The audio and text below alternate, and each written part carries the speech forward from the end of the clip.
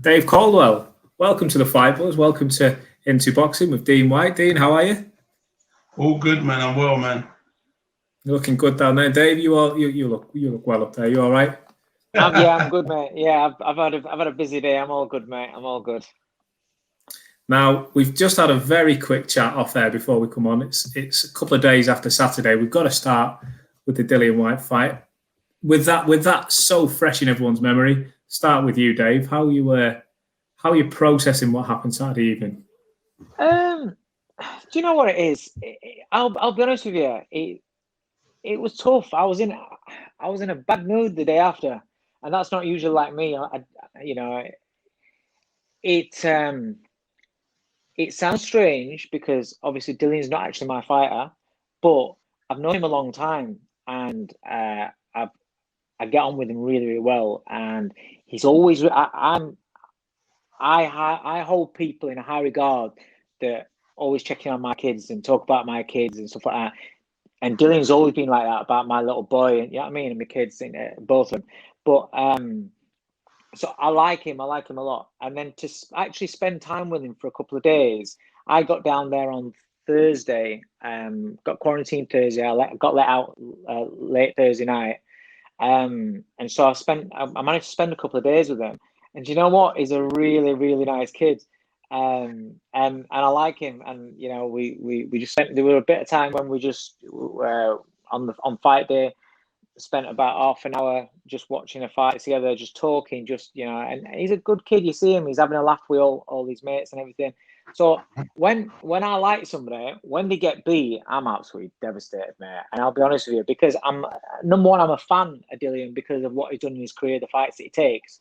So whether I was involved or not, I wanted him to win bad. Do you know what I mean? And so even if I was sat at home watching it on TV and I watched what happened, I would have been sick. I would have been gutted. You look at Bellew, you see everybody else. They were absolutely gutted for him. Do you know what I mean? I've been in the gym today from Monday, and like Jordan and talking to Hopi on the phone and Lerone Richards, they're all gutted. Everybody's gutted for him. So to be involved in it and then to see that, and do you know what? I think it was because there was no crowds. It was so eerie. It was horrible. It was, it gets so with that shot, and it was just you heard Povetkin screaming, his corner screaming, but other than that, it was so silent. And even when we're in the ring with him afterwards, it's weird. It's just so eerie and horrible. And I think that compounds and makes the impacts even more, more upsetting, really. Would you echo that, Dean? I mean, yeah, no, absolutely. With Saturday night so fresh. Yeah, it was exactly that airy feeling. You heard that punch so clearly, so crisp. Yeah. And as he went back and hit the canvas and his head bounced off, you could just literally hear it. You could hear a pin drop. And like you said, you just heard Povetkin and his team screaming. To be honest, credit to them, they didn't go too over the top. No. He did a little thing, and then he kind of was like, he turned back to kind of check on Dillian, which is commendable. Yeah.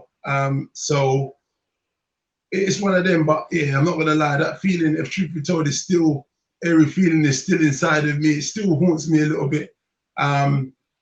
It's hard, you know what I mean? It's hard, obviously, family in there and something like that happens to them. This is what happens. It's part of the sport, especially heavyweight boxing. And you can't win them all. There's going to be times where you're going to be on the receiving end, deal with this, that, a lot of dirt. So obviously you hear comments and things and people saying X, Y, Z, but I mean it still doesn't make it any better. You know what I mean? And what I look at, it wasn't the tone of the fight, if you get my meaning. Like I couldn't have imagined that punch of a lifetime being pulled out of the bag for him to do that shot. It just didn't dictate the tone of the fight. It just wasn't. I didn't perceive it. Obviously, if you looked at the tone of the fight, the first 2 rounds were a little bit cagey, but Dill was winning. He had a clean jab. He's boxing smart. Then obviously the third and fourth, he dropped him twice in the fourth. So you'd assume it was only going to go on in that kind of in that vein. But you know, obviously when you're talking about a former Olympian, gold medalist, former world champion, you know, they sometimes have party tricks, and that was probably his best one of all. Do you know what? I think it's fair time to say, and I think you both kind of covered it already, but we should just make it clear. Obviously, you guys both very close to Dillian in your own ways. You're his brother, you're in his corner. People may say that we might be slightly biased towards Dillian. I don't think we are, but we've got to just give Povetkin a little bit of credit, haven't we? That was, like you say, Dean, it was the shot of a lifetime. Do you know the thing is, what I'll be honest with you, from me watching it, I don't think Povetkin's been given enough credit for what he did before that. Everyone's talking about just that one shot. I think it was the first round, the left hooks to the body that he was landing, because as Dillian was leaning forward, he was giving him those left hooks, and then whenever they were doing a trade up, he'd be landing that left hook downstairs constantly, and that is setting up what comes afterwards, and that also makes you a little bit more lethargic, heavier legs. No, you know, 100%. I was actually going to ask you. That was one of the things, because I went on a little bit of a rant just now, but I mean, that was what I was going to ask you. I mean, in the corner, when you guys were there, did you notice the trap he was setting, going to the body early and trying to set that trap? Did you know him going to the body? I mean, you can ask Dillian. I did ask him to stop leaning forward, because I said to him, don't give him that left hook to the body. Don't give him the left hook to the body, because that will take effect later on down the line. He's setting something up.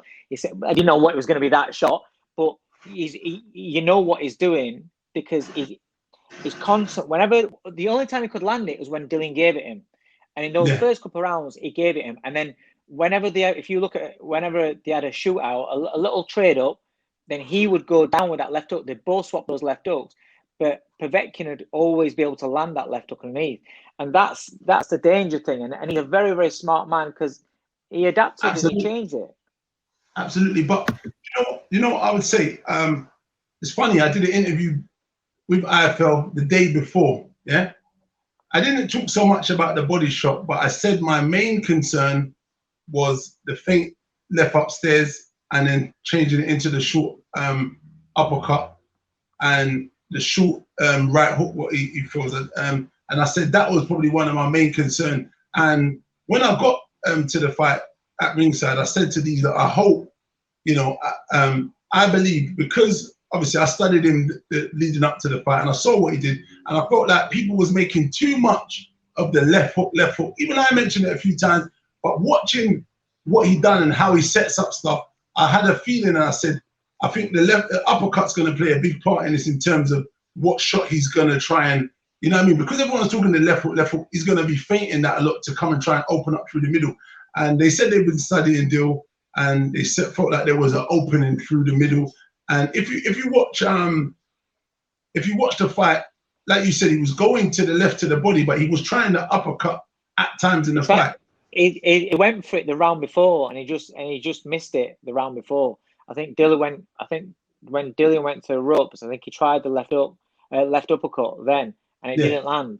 But it's the body shots that open all of this up, because what it was, he was going to the body, then he started to go upstairs, and what it was is, I think Dill was in a position where he wasn't sure if he should go to the body or, you know, he's going to throw it, because he didn't see the uppercuts much, he didn't throw them that much, and he disguised it so well. So, but from the first round, I knew, for me, I know he does go to the body, Povetkin, but he seemed unusually high, the amount of body shots he was throwing, for me, especially in the first and second. Is it an easy thing to coach out of his game, Dave? Because you were saying during, you know, in between rounds, don't lean forward, don't open up this space, don't let him get in there. There's obviously a rematch coming. I mean, it took a few minutes for Dillian and Eddie Hearn to start speaking about the rematch. So, assuming that the rematch goes ahead and everything happens, I assume that's one of the things he's got to work on. Is it something that you can just learn in the gym, or is this a bigger problem? No, I think it's Dillian's a smart fighter, and he can make a couple. There's a couple of adaptations that he needs to make. What he was doing in that fight, even when he was winning the fight, that I would like to have seen him do, that would make it more easier. And when you saw how the jab was really working, not the first couple of rounds, but like round 3, 4, how the jab was really working.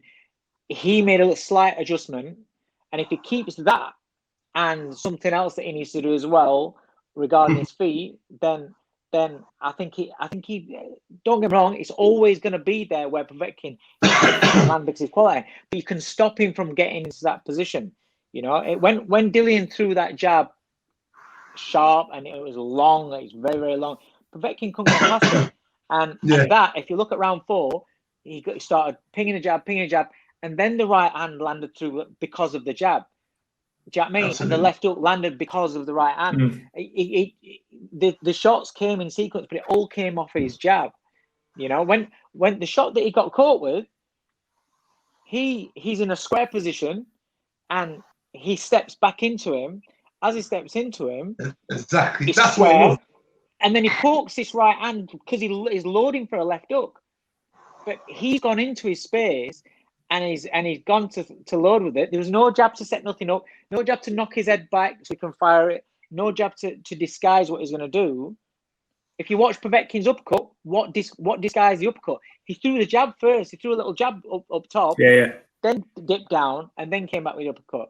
But when Dillian was using the jab, I thought he was very well in control of that fight. And like we've said, he made a mistake, but he allowed the opportunity. And like I said early on, people don't understand, especially with these guys that are massive, right? These left hooks to the body, they take out the legs, they take out the sharpness of the legs. They take out they make you lethargic. If you're slightly more lethargic and you're tiring a little bit because of the body shots, your sharpness, your alertness, just your levels start dipping down a little bit. And that's why a lot of fights, when fights and nip and tuck all the way through, when fights get past round 9, you see a lot of fighters who seem as though they can take shots all day long. They fall apart in that last couple of rounds. If the guy in front of them has been landing good body shots, they can just all of a sudden fall apart. It's because the effects of body shots. And I think Povetkin's body punching was really, really good. Without going into to private conversations and too much, I'll start with you, Dean. Have you guys spoken to Dillian since the fight night? How's he doing? Yeah, no, he's in good spirits. I spoke to him. I was in the gym though. I think I spoke to him on Monday. I was training my own boys and training myself as well. So I spoke to him for about 20 minutes. He's in great spirits. I said, listen, just want to make sure you're right. And he said, listen, I'm good, bro. I said, obviously by himself, I don't know how he is, but outwardly he seems confident, jovial, was joking, he seemed himself normal. And I said, if you want me to come, I'll try and fly out there, you know what I mean? Come out for a couple of days, you know what I mean? But he said, listen, I'm concentrating on negotiating this rematch. There isn't no downtime. He said, listen, reality is this. I was winning, I weren't getting busted up, I was in control, I was bossing the fight, and I got caught with an excellent shot. So for me, there's, I don't see, like, it's not like that I was getting beaten up, so, I'm sad, or it's a 50-50 shootout, and and then I got caught with that shot. That wasn't what it was. It was an excellent shot I was caught with, and, I'm pissed I did get caught with it. But right now, my mindset is I need to negotiate, sort out the rematch, and in a couple of weeks, I'll be back in the gym training, and then I'll be ready to get back in camp and go in and do what I was meant to do in the first fight. He said I was in good control. He said when I was using my jab, I could see that it was affecting him. And even from outside, I saw that, Povetkin's legs weren't all that good going back to the corner. He was very disorientated a lot of the time. He kept going back to you lot's corner and then doubling back to his corner. But listen, he's an experienced, classy, skillful fox. You know what I mean? They're cunning. You know what I mean? As much as we talk about these things, he's still got enough savvy to pull that kind of shot out the bag, And but going back to Dill, listen, he's just raring to try and go back in there and make the amends. And I'd echo what Dave was saying. I feel there's slight adjustments on certain things. I don't want to go into too much, but I think there's a slight adjustments that if he tweaks those, it will make it easier. And one of them for me though is when he goes into that, if he can take away that distance and from Povetkin and slow down them body shots, that would be a big in his favor, because then what happens is it doesn't start to slow him down, and then it changes the dynamic of the game plan they're setting out. Because if they're going to go to the body and think, well, we're going to have to try that again and work on going to the body, going to the head, and seeing if we can come. I can't see him wanting to plan so much for that uppercut again, because he knows, listen, you know, it's a 1 in a million chance that you're going to catch the same shot and get the same result. So I've got a feeling that Dill's going to be more concerned or focused and vigilant for that uppercut. But I'd think they'd work on another strategy. But coming to the body is a strategy where it starts to open up many, many mazes and doors to set the traps what they're going to try and plan for. And I think that's a great starting point there. Make sure he gauges the distance quite well, pings that jab sharp, and potentially, come in a little bit lighter even, because he looks in tremendous great shape. But I feel like when he's at that 17-10, like whatever he was when he was against Rivas, he's a little bit sharper, he's a little bit cuter. So I feel like that's going to pay dividends if he comes in just a tad bit lighter, a little bit sharper. That jab's going to be pinging a little bit sharper, and I think that'll, give him the edge and execute a great game plan and try and, reenact revenge, real revenge. Well, I think that's what everyone certainly on these shows wants to see. Dave, I'm guessing the chats with yourself have been pretty similar. Just get this rematch back on and get me back in the gym. No, listen, I've just checked in on him just to see how he is. I've not spoke boxing or rematches or anything. I've just checked just to see if he's okay. That's all. It's still fresh in the day after, and then a couple of days after, it's still fresh. It's like Dean was saying, it seems that he's fine mentally and everything, but there's going to be a point where he hits a bit of a wall. If he's not hit already, where he goes on that downer, it's only natural. I don't care how strong your mentality is, in your own space, in your own time, and you sat there, you've got to, for what he's been through for the last couple of years, he's got to, because if it doesn't, then he's a bit of a robot, and from how I've gauged how he is, and I don't think he's a robot. I think he has emotions, and he there will be a point when he does it that, and it's I'm not privy to what's going to happen next or anything like that. I just want to make sure that he's all right, and everything's cool. In terms of the heavyweight scene, how does it change because of Saturday? What's different that was not the case last week? Well, I mean, I think, listen, I know the WBC came out and said that he was going to fight, he was going to get the winner, and he was going to fight for that WBC title next and everything like that. I don't think that was ever going to happen. I think there was going to be some sort of way where they'd end up shuffling it around and AJ and the winner of Fury and Wilder fight, because that's the fight that that they all want, and they all everyone wants that to happen. So Dillian would have got fucked for that anyway. I don't think that he might have got a vacant shot or something, but he wouldn't have fought. He wouldn't have fought Fury next. I don't think so. And so what this does, this clears the way for that fight to happen. Dillian gets his rematch with Povetkin, and then he wins the rematch. He then steps forward. The winner of AJ and Fury, he can then fight the winner. The two winners meet.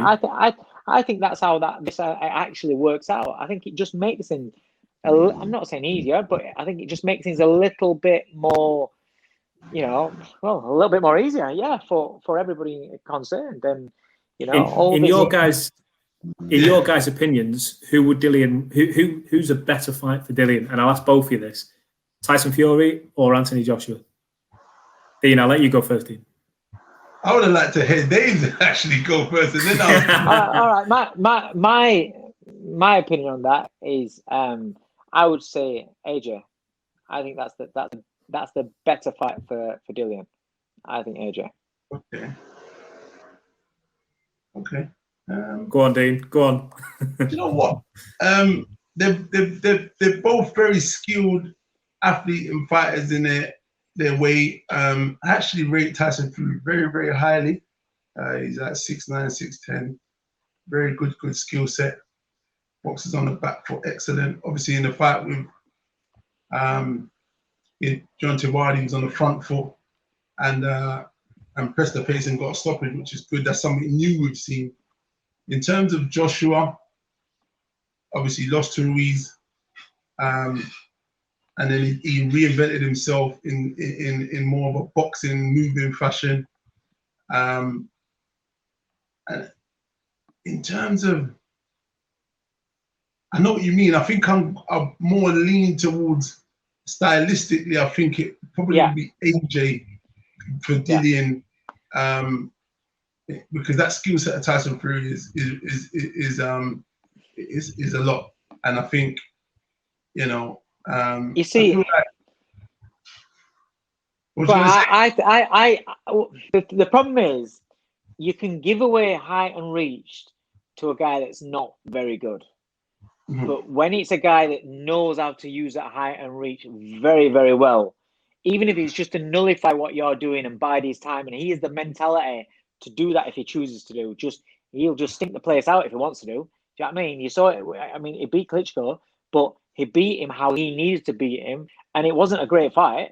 But he's willing to do that to get the win, and then he can flip it around. And if he wants, he can have a bit of a fight as well. So he can, because of his physical attributes, he has got quite a lot of advantages, and there's nothing worse and nothing more frustrating. It's all right, wash it on the outside, but once you get on the inside of the ring with somebody that is all arms and very, very long and very, very heavy and weighty, and knows how to nullify you, and you're missing, and then if you just start tying up that a little bit more, it just starts getting a bit more mentally. It's a lot more stressful than a guy that's in front of you. You can touch. You can, even if you're losing a fight, if you can touch a guy, it keeps you in there. And if you're landing the odd shot, even if it's gloves, you're landing something. It keeps you in there where you know that you can get to him. But when somebody's tying you up and leaning all over you with the size and things like that, and just shutting you down, and it can be a bit of a draining sort of fight. And I just think that Fury's got them to make it so much harder. And I hear you. I feel like I watched the Otto Wallin fight, and I think was it Otto Wallin? He done a great job against him. Maybe I think he was a southpaw. Or was he a southpaw? No, I think Wallins. I can't remember. I think Wallins orthodox. I think. So who did he fight? He put Otto Wallin, and who's the next one? Tom Schwartz was the other guy, wasn't he? That's it, Tom Schwartz. Took him the distance. So Otto Wallin, I'm sure is southpaw. Yeah? Oh, is that right? Okay.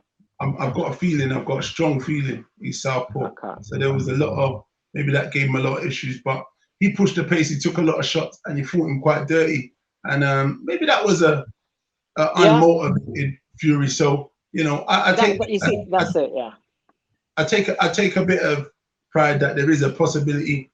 But I feel like, obviously Dill would have to fight a different game plan and literally just try and cut the distance and try and chop the tree down and go straight in and roughhouse and try and, even when you're in the clinch, you try and punch it out and trying to bulldoze him. And I think that's don't forget Fury's being over as well. So it's not like I'm not saying Fury can't be hurt. And if you can get to Fury, you can put him over. Steve Cunningham put him over. He's come a long way.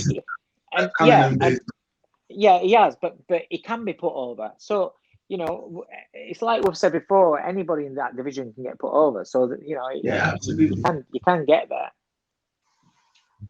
Did Tyson Fury surprise a few people with his approach to the last Deontay Wilder fight?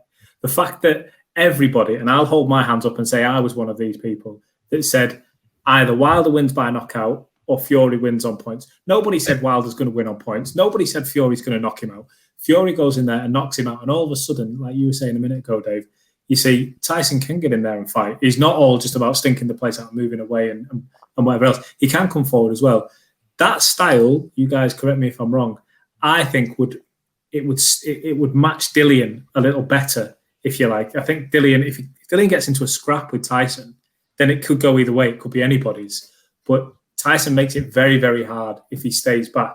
But the fact that Tyson's shown he can come forward now, I think people's perceptions of him have changed a little bit. All right.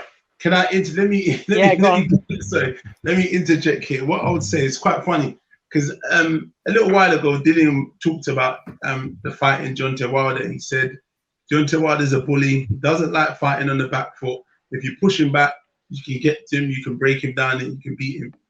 And obviously, I feel like Tyson Fury changed camps, and when those guys assessed, is it Detroit? What the Kronk when they assessed? Yeah. They probably looked at it and said, look, if you look at Deontay Wilder, he's always in a great position when he's jabbing and stepping in and throwing the big right. When he's on the back foot, he's not the most technically gifted boxer. He's got that punch, he's got that power. If you look at a lot of his fights, he's always normally 9 times out of 10 he's losing on points, he's being outboxed, and then the Alabama comes out, the power comes out, and he gets them out of there. So I think they set out a good plan, and in the first fight it was different because Fury was boxing on the back foot and Wilder was on the front foot. So obviously he managed to knock him down I think a couple of times, and it was a different fight. But then when they changed it and they pressed him, jabbed him, double jabbed him, that threw his jab off, and then they just started to just he was going to the body, and it just seemed like a disheveled, a different complete fight altogether. And maybe Dill was right, maybe it was Tyson Fury's presence, I don't know. But looking at it, I do know that most of his fights he dictates the tone. He's on the front foot, and a lot of the people are on the back foot because they want to move around and stay out of the way of that power. And what happened was Fury wasn't afraid of the power. What he said is, I'm gonna slip in, I'm gonna press him and put him on the back foot, and then the power in the end, it was irrelevant. You know what I mean? He couldn't get the shots off what he wanted. Dave, if you were taking a fighter into fight Tyson Fury, how would you set that camp up? What would you do? Where would you even start? Firstly, it depends on what attributes your fighter have got. When people say about the game plan this, game plan that, well, it's not good devising a game plan if the fighter that you're working with can't carry it out. So you've got to know you know what I mean. It depends on who you've got and who you're taking into that fight. But Fury's somebody that he. Like I said, he can box. He can make it negative. He can spoil. If he goes into that zone, you've got to mentally be very, very strong, and you've got to make it uncomfortable. You've got to. I would spend money in the bank going downstairs. Just people are reaching upstairs for him all the time and trying to reach that. Mount Everest right up there.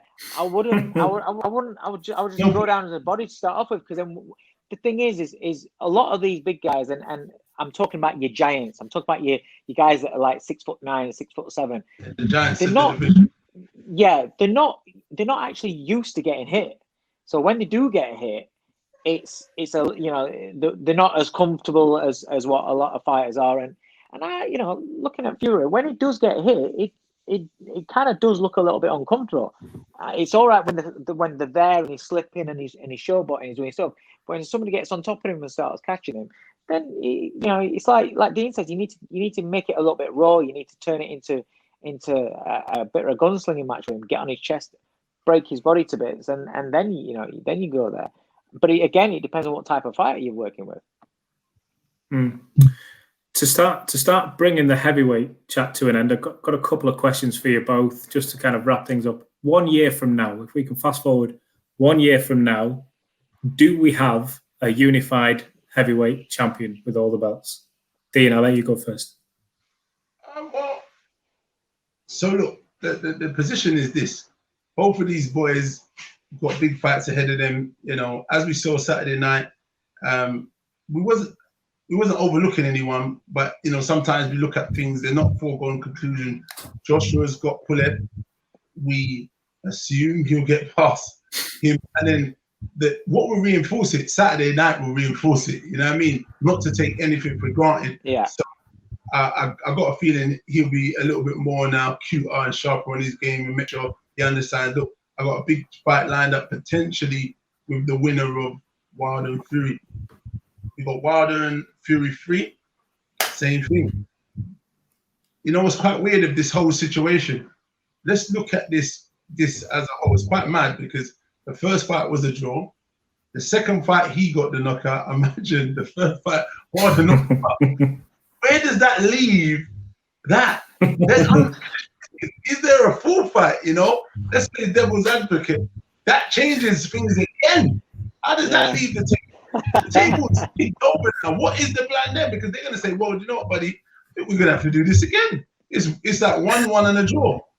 So, when we're looking down the line, it's somewhat different. I think come January or by Christmas, we'll have a clearer indication of how the land is kind of looking, because there's going to be 3 big fights which would have taken place by then, and would have given us an indication into the new year where we're going to be and which direction we're going to be. And if the champions who are the champions are still champions, and we'll have to see. But as we saw, this is Saturday night, man. This is literally one punch changes the dynamic of the game, and it could happen in any of those fights also, But yeah, again, like I said, I feel like obviously that's happened to Dillian now, so I think those guys are going to up their game. And so, you know what, we're not going to take these guys lightly. You know what, we're going to stay switched on fully.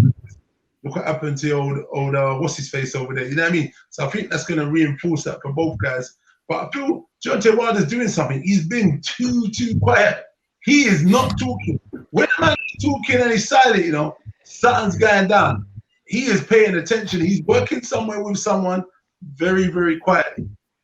He's not doing much interviews. He ain't saying nothing. He's doing something. He's planning. He's plotting, and he's saying, December, I'm going to try and bring this belt back over to Alabama. We're going to see, though. What do you reckon, Dave? Yeah, Dean's pretty much summed that up, to be honest. It's very hard to say right now where we are right now because there's so many different fights going off. Let's see what happens after December. Pool FAJ, we've got a winner there. Hopefully AJ's won. Fury Wilder's done, and Dillian gets his rematch. Then them 3 are going forward, and we kind of know where we're going to be at then. Also, I'm interested to know what's the situation with all these different mandatories as well.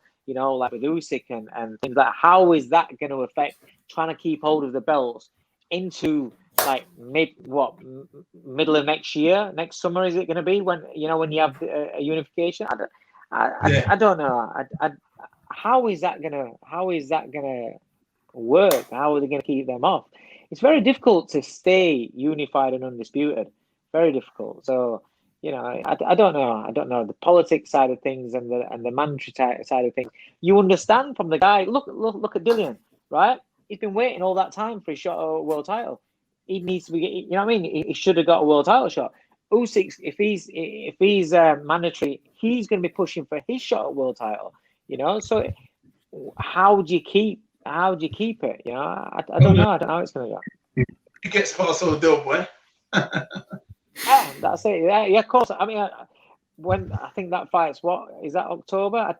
It's gone a bit quiet. Yeah, I'm hearing talking about might be the 31st, maybe. Right. So the winner of that, then they're going to be in a position where they're going to want to push for it, because if Del Boy beats Usyk, he's going to push for it. He's not going to sit there waiting, because time's ticking. People want the shot. Let me get a question in there. Sorry, Dave. As a former coach of Derek and stuff, I thought obviously you got a bit of an insight. How you like that? Got ya, son, coming. I thought you got away. That was close, but no. As a former coach of Derek's, and obviously he's with David Hay now, that fight on the line. How do you see that fight going? Because you got good insight into Derek, and how did you see a way of Derek to win, and B, does he actually stand a great chance of winning? So the thing that we don't know is how Usyk's going to be at heavyweight, right? It's one thing being outstanding at cruiserweight, but there is a big difference between cruiserweights at 14 stone 4 and the guys at 16 and a half, 17, 18 stone. It's a big difference. So the other thing is as well that I'm interested to see, and I'm querying a little bit about. I think Usyk technically and stylistically is all wrong for Derek, all wrong for him. Right? It's the worst kind of style you would want Derek Chisora to have to fight. But what I'm interested to know about Usyk himself is he's moved up to heavyweight, and as he's moved up to heavyweight, he keeps getting these injuries. He's had a few injuries. Yeah. Now, so some people, when you put on weight and you put on size, then the maybe the tendons aren't strong enough. Maybe the body isn't, because it's not natural for them. Yeah. Then having to an impact sport like boxing, you're not just pushing weights. You're impacting on the bags, you're impacting on the pads, then you're sparring with impacts and things like that. I'm wondering, is his body actually built for heavyweight?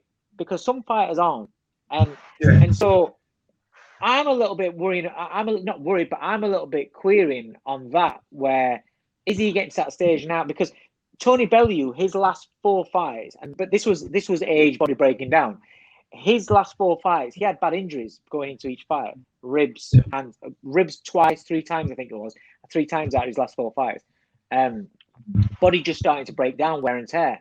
Usyk had a lot of amateurs, boxed at a very high level in the amateurs, and you're talking about big guys. Again, big guys throughout wear and tear.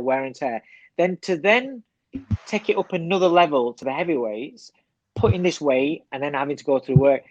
I'm not sure if the wear and tear is catching up on him. Now, add to that in Derek's going to give it absolutely everything, right? His attitude in this is he's just going to come out bombing, right? So the pressure and the weight of Derek on you, if you're not a natural heavyweight, and also with Usyk moving up in weight, are his legs a little bit slower than what we're used to seeing him at cruiserweight? When he boxed Joe Joyce, and the other guys that were heavyweights when he boxed in the amateurs, Usyk was lighter. But Usyk's actually put on all this weight. And I look at Usyk and I don't like how he looks. It looks really, really big. It looks big and listen, I think if he can cope with the weight, I think he's a big threat in the division.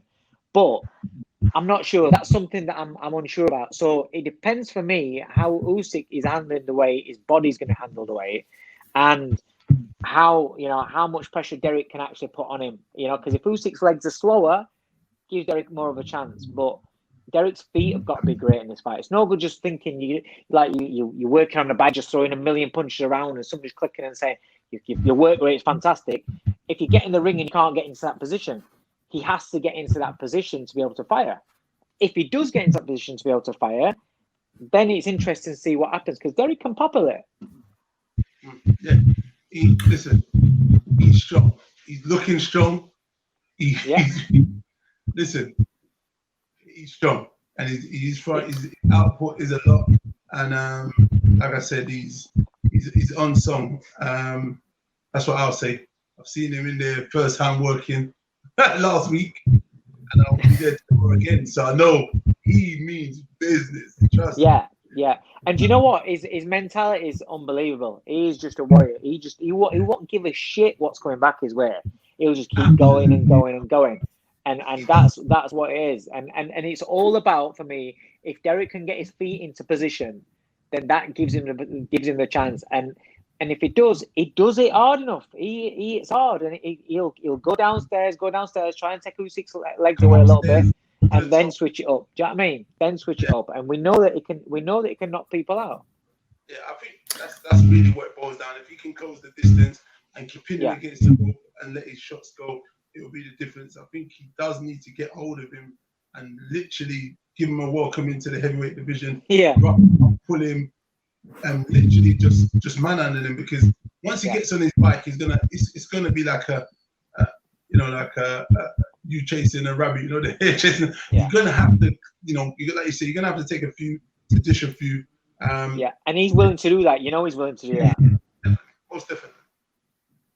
What do you guys make of the talk of the division between the cruiserweights and the heavyweights? Obviously, Dave, you've probably got some of the best insight you could ask for there with working with Tony over the last few years. But this talk that perhaps there needs to be a little stepping stone, if you like, put in between the two, or what's your thoughts on it? Do you know what? For me, the biggest concern is the gap between light heavyweight and cruiserweight. I think that's a big jump. That is a massive jump. They moved cruiserweight from the 13.8, I think it was, to 14.4, And that screwed a lot of people up, a lot of people up. And then, like you say, you've got from 14-4 onwards. Maybe it's a case of maybe bringing the cruiserweight limit back to 13, 13.8, 13.9 again, and then bringing a weight. I don't know what you call it. I don't know what you'd call it, super cruiserweight or something, and put that at about 15 stone, and then everything else over that is heavyweight. I don't know. It's complex because these days people are growing bigger and bigger and getting, it's getting to be tough. But for me, the concern is the jump from light heavyweight to cruiserweight. That's the bigger one. Rather than a super cruiserweight, would it make more sense maybe to have a super heavyweight? Because, like you say, these I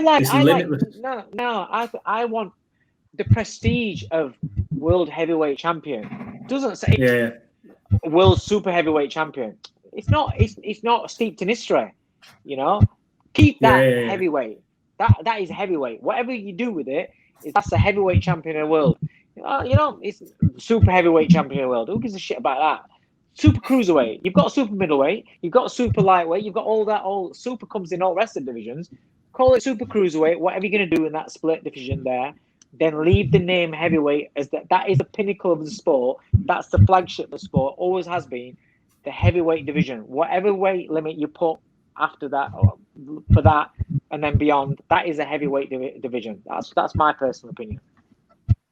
Yeah, fair shout. Dean, what are you saying on super cruiserweights or super heavies? I echo that, man. Heavyweight division is the supreme, the reigning.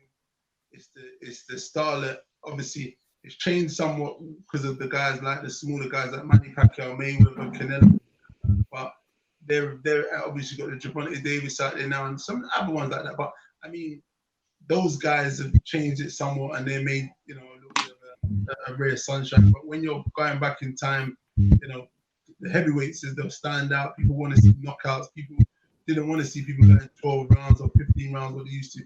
The heavyweights brung the finale, the ending, the bell being rung. You know what I mean? Game, and that's what it is. We'll keep the heavyweights. We start getting super heavyweight. You're gonna get some different kind of geezers in that division because you're gonna have all. It's just gonna be untidy. I think the weight between light heavy and cruiser is a bit weird. Yeah, that one is quite a big. But you got middle, super middle, light heavy. So you could have cruiser and super cruiser. I get that idea. I think listen.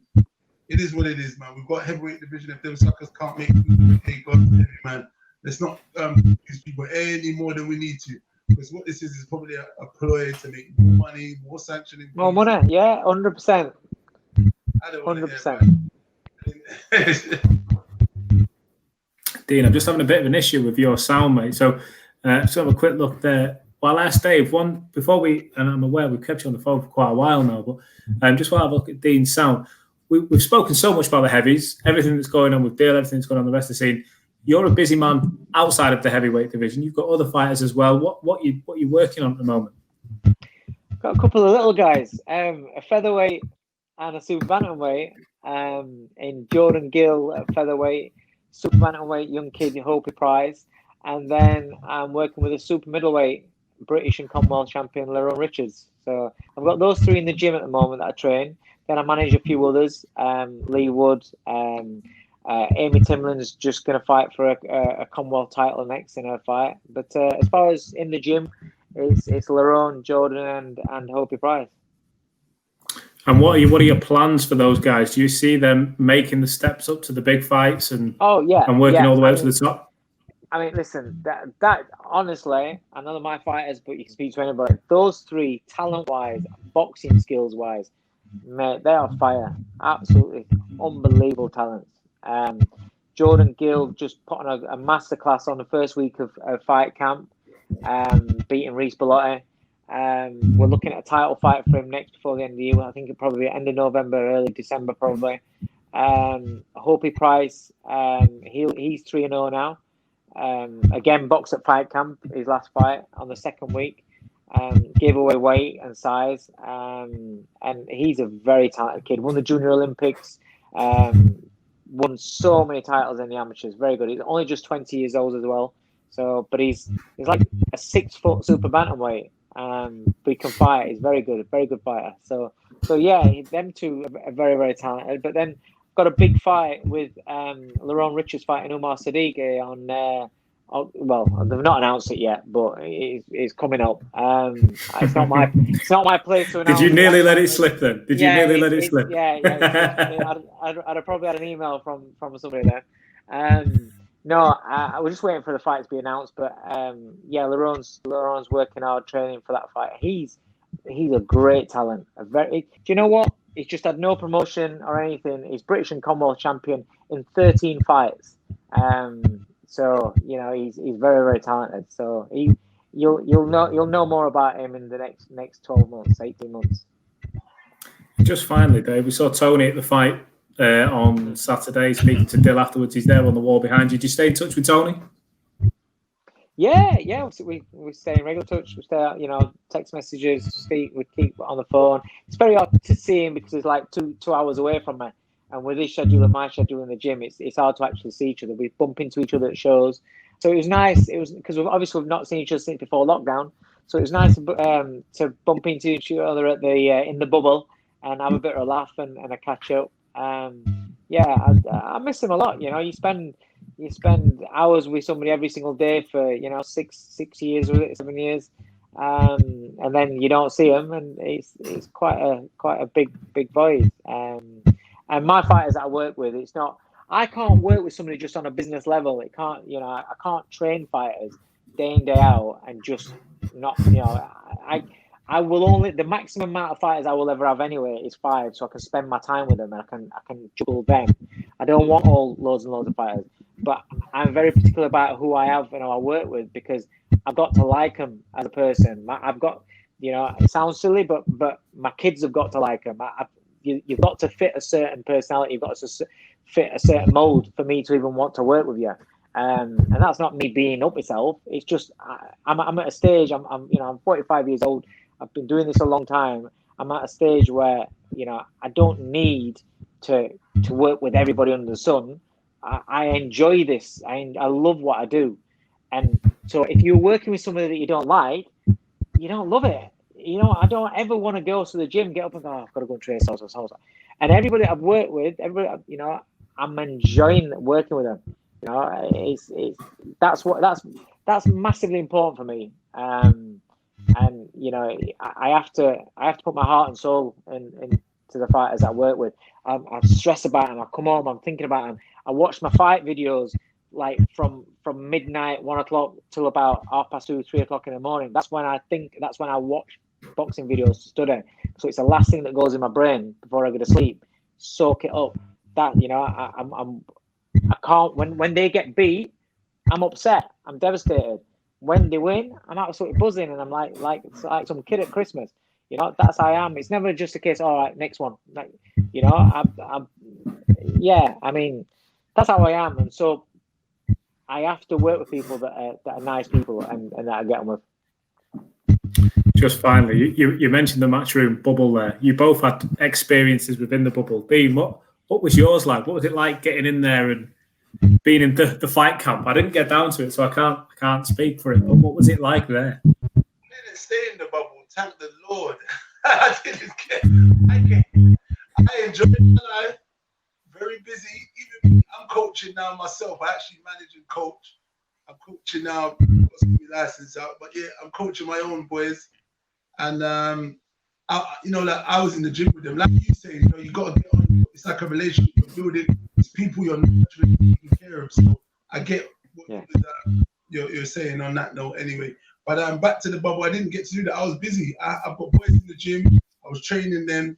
I've got someone who I work with who helps me as well. So I was happy I didn't have to. Wango? What's that bloody camp thing he was in? Go. What was it? Winnebago. Yeah. And the holiday in. I didn't have to participate in that. I came on fight day, and then I just went to ringside. and I didn't get to. This is probably my first fight that I didn't get to, do the whole system and have a good old chat with him before, because actually I study a lot. When I mean, listen, I read boxing, I watch boxing. Sometimes, I will just, and I can watch it without. Dill will tell you, I've studied the whole time. I just watch everything. So it's educate. You got to educate yourself. If this is what you want to do, and you want to be good at what you want to do, and you want to have knowledge on the sport, you must educate. Just like going to school, just like riding a bike, you must educate. I talk to them and I try and break down and make them understand, boxing. It's not about I can punch or I've got a bit of skill. You got to understand boxing, and you got to understand when traps are being set or how to set a trap, how to live your life as an athlete, and so many other things. So, boxing is something I love. I don't even find it difficult going to the gym because I love it. I love training. I love showing what occurred for myself, traveling the world with my bro Dillian in Austria with Klitschko, being in camps with Adam Booth, being in Detroit, being in Chicago, and being in many places around the world and just taking things in and the information I've gathered over the years. And one thing I've learned is always good to talk. So I take in, the experience from others who have been on long journeys and understand. And at the time, probably when I was having those conversations, I probably didn't even realize why I wanted to talk so much and ask the questions I asked at the time and taking what it is. But now it's come back around and it's paying dividends because I'm using things I've learned. I'm using things that said to me, which I remember, and now it's all coming to play as part, in my management side and my coaching side. I think there's still a lot more to come. So yeah. Are there any chance of your two fighters ever facing off against one another? I was sitting there being quiet, I don't know. Never say never. Never say never. Never say never. Listen, one thing's for sure. One thing's for sure. If we do have fighters fighting each other, right? There ain't gonna be no beef between me and you at weigh-ins. Trust me. Have it. No, but you know what? I've actually got he just signed to Frank Warren as well. I lost you, Dean. Say that again. I've got a super middleweight. He just signed to Frank Warren, and he's looking at all of those boys he's raring. But so who is it? It's Steve Woodall. He's about 17-1. He's lost one. He lost to he lost to Steve. Steve Rose, who Golovkin beat. Lost to who? Steve Rose. Who the guy Golovkin beat? Yeah. Yeah, he lost to him, but that was when he was about 20. So basically, Steve is from Birmingham. He's Shakan's stablemate, big strong. I think he's 17-1, and I think he's got about 30 knockouts or something like that. Big puncher, good. I think he was a very decorated amateur as well. I think he's probably won. Okay. I think he won about 14 national titles. GB was on, beat the world number 2 in the world game. He's done a lot as an amateur. Sounds good. Yeah, sounds good. He got signed to Ludabella, so he's done his whole career in America on Showtime, kind of stuff. He's been under the radar. He's come back. I managed to pinch him after the wrangling, but he's got to get back in there and work his way in. But he's not too short off of potentially fighting after a few fights, looking at what's on the landscape. So he's a good top boy, and obviously he's doing his thing, man. And so hopefully I don't know. Obviously, look, your guys, British and Commonwealth already. By the time he's vacated and gone on, and you know how the game goes. It's not, it's about being smart, and LeBron is very, very talented. I like LeBron. He's a very humble kid, and he's sharp. The bumble or whatever he's called. He's silky smooth. He does his thing. But you know what? Changing the subject quickly, not too much, but in boxing, I just noticed that they announced Denzel versus Heffron. Announced who? Mark Heffron versus Denzel Two Shot. Oh, really? I saw that. That's a good fight. That is That's a brilliant good fight. I heard that Heffron's meant to be really, really good. Denzel's obviously a great prospect, big puncher. What do you think of that fight? Because those guys eat. Do you know what it is? That is a shootout because, like you say, you know, mate, Heffron's been around for years, like years and years. You forget he's still around. I don't know because he's not being active and he's not, you know. I don't know. It's a good fight. Listen, it's one of those fights where whoever lands clean first could do the business, and that is genuinely what kind of fight that is, really. September the 12th. Just, I did see one other fight confirmed. I thought it was quite interesting, given Dex Spellman was out not so long ago, but he's back, isn't he? Dex Spellman is back against Anthony Yard, and that's an interesting one, given that it was Lyndon Arthur was his last opponent. What do you make of that? We asked him first, Dave or myself? It's very gentlemanly. You're both letting each other go first. I'll go with Dave because he's pulling a face. I'll go with Dave. I think Dex Spellman is such a tough kid. Such a tough kid. It really is. You know, I've got all respect in the world for him as a fighter because he goes in there, gives it absolutely everything. But I just think stylistically, that's not a good fight for him to be fighting Yard. Stylistically, because you can't be easy to hit and fight Anthony Yard. I didn't know that fight had been made, but just first initial reaction is, oh shit, that's a tough fight for Deck. That's a tough fight for Deck. You in agreement, Dean? Nodding. Yeah, I'm definitely in agreement. That fight is the same. It's on the same card as Heffron and Denzel Two-Shot. There's actually a few good fights on that card. That September the 12th. They're not playing about, you know. They're putting some together. For me, Deck. You know, I didn't know much about Deck. I used to co-manage Shakan Pitters, who just won the British title on the weekend. John Peg and them. Good win. I actually put that fight together for Shakan and a few other fights. I got him the title, got him the win, and you know, I can happily say that's probably one of my first guys who got a first title and doing stuff.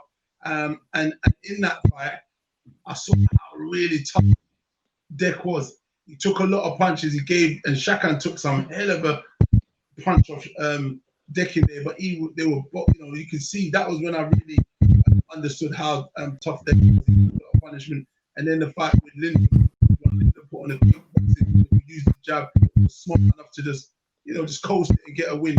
Still in there. Me against Anthony Yard. Anthony Yard's got a lot of power, very explosive. I think Deck's just going to walk onto one of them shots and it's going to be Irene.